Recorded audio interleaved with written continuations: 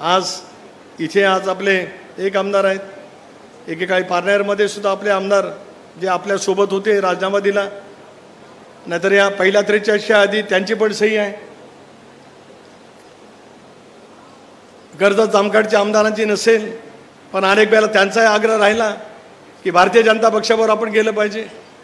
त्यांनी तर 2019 सालामध्ये भारतीय जनता पक्षाकडे उमेदवारीच मागितलेली होती.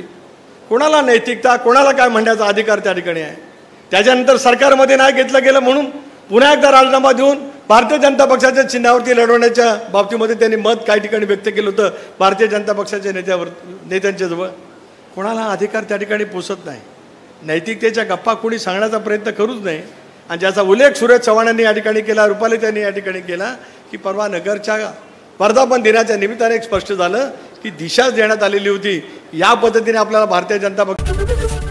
एबीपी माझा, उघडा डोळे बघा नीट.